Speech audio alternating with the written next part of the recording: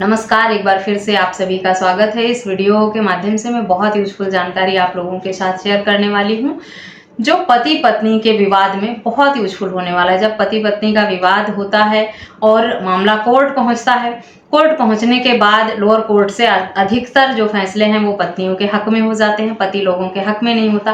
पति को जब अपील में जाना होता है, अपील में जब पति जाता है अपर न्यायालय में और वहां पर वो अपनी याचिका लगाता है, तो कई बार पति से छोटी छोटी गलतियां हो जाती हैं, जिसकी वजह से उनकी जो याचिका है वो खारिज हो जाती है, सुनवाई योग्य नहीं है या सही तरीके से फाइल नहीं किया है, बड़ी सारी परेशानियां आती हैं। इस मामले में भी जो ये जजमेंट है, पति ने ऐसे ही एक छोटी गलती की थी। सीआरपीसी के सेक्शन 340 के अंतर्गत इस मामले में पति ने पत्नी की गलतियों को कोर्ट के समक्ष रखने का प्रयास किया था। इस मामले में पति पत्नी का तलाक का केस चल रहा था।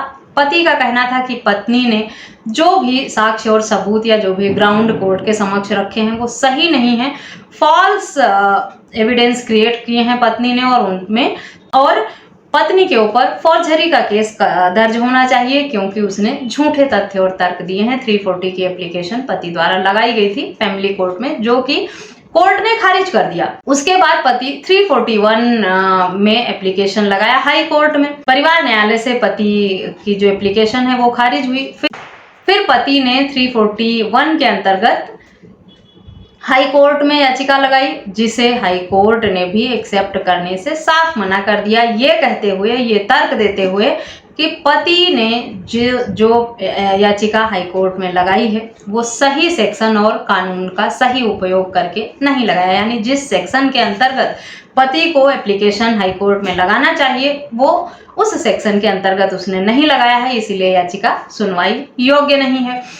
इस मामले में सीआरपीसी का सेक्शन 340 था, उसे अब बदलकर बीएनएसएस के सेक्शन 380 कर दिया गया है। हाई कोर्ट का कहना था कि इस मामले में पति को 341 के अंतर्गत एप्लीकेशन नहीं लगानी चाहिए, ना ही नए कानून बीएनएसएस के सेक्शन 380 के अंतर्गत लगाना होगा।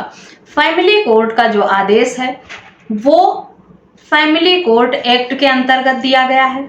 फैमिली कोर्ट जिस कानून के दायरे में रहकर काम करता है वो फैमिली कोर्ट एक्ट के अंतर्गत आता है, और पति को अगर उसके फाइनल आदेश के लिए अपील में जाना होता है तो उसे फैमिली कोर्ट के अंतर्गत ही अपील में जाना होगा, ना कि सीआरपीसी या बीएनएसएस के सेक्शन का उपयोग करके। यानी इस मामले में हाई कोर्ट ने पति की एप्लीकेशन तो खारिज की ही, साथ ही साथ ये भी बताया कि पति को किस सेक्शन के अंतर्गत अपने मामले को अपील में लाना चाहिए। इस मामले में पति को फैमिली कोर्ट के सेक्शन 19 के सब क्लॉज 1 के अंतर्गत अपनी याचिका जो है वो कोर्ट के समक्ष रखनी होगी।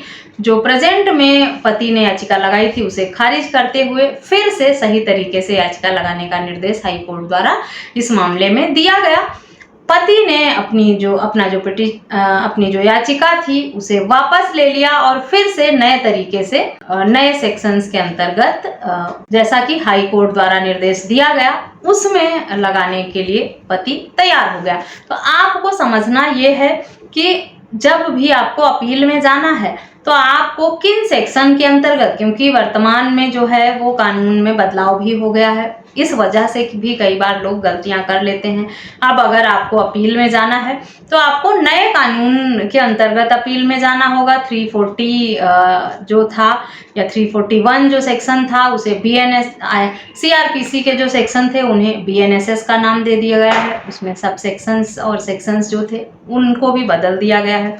तो आपको नए कानून के हिसाब से ही अब अपनी एप्लीकेशन लगानी है, पुराने कानून का उपयोग नहीं करना है। दूसरी बात, अगर फैमिली कोर्ट से आदेश दिया गया है फाइनल तो उसे आपको फैमिली कोर्ट एक्ट के अंतर्गत ही अपील में ले जाना होगा, तभी सुनवाई होगी।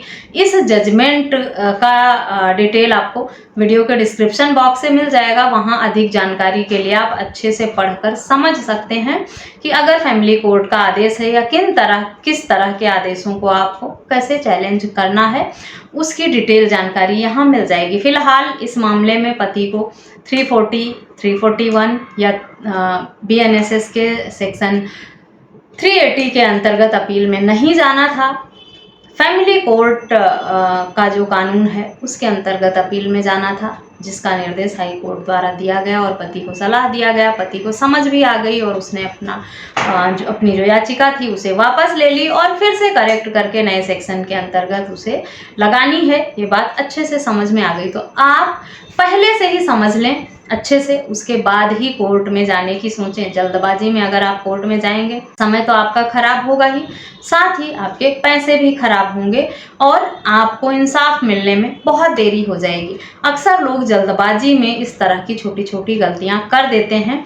ये वीडियो ऐसे लोगों के लिए बहुत यूजफुल होने वाला है जो अपील में जाने की सोच रहे हैं और फैमिली कोर्ट का आदेश है उस पर अपील में जाना है उन्हें, उनके लिए तो ये वीडियो बहुत ही उपयोगी होने वाली है। तो अगर आपका भी कोई ऐसा केस चल रहा है या लड़ाई झगड़े मतभेद हैं तो इस वीडियो को सेव कर लें, आप इस जजमेंट को अपने पास रखें, या किसी नोन की ऐसी प्रॉब्लम है तो उसके साथ इस वीडियो को शेयर करें ताकि वो अपना समय पैसा बचा सके और अपने हक में सही फैसला ले सके, जागरूक होकर, अवेयर होकर सही तरीके से अपनी याचिका जो है वो कोर्ट के समक्ष लगाकर। आशा करती हूँ वीडियो यूजफुल होगी। वीडियो यूजफुल लगी है तो चैनल को बिना सब्सक्राइब किए बिल्कुल भी ना जाएं। सब्सक्राइब करके बेल आइकन को प्रेस करना बिल्कुल भी ना भूलें ताकि इस तरह की और भी इंफॉर्मेटिव वीडियोस आपको घर बैठे मिलती रहे। वीडियो को सुनने के बाद, जजमेंट पढ़ने के बाद अगर कोई क्वेरी है आपकी तो आप वीडियो में दिए गए व्हाट्सएप नंबर पर या कमेंट करके मुझसे पूछ सकते हैं। इस वीडियो में बस इतना ही, मिलते हैं नेक्स्ट वीडियो में, तब तक के लिए थैंक यू एंड बाय।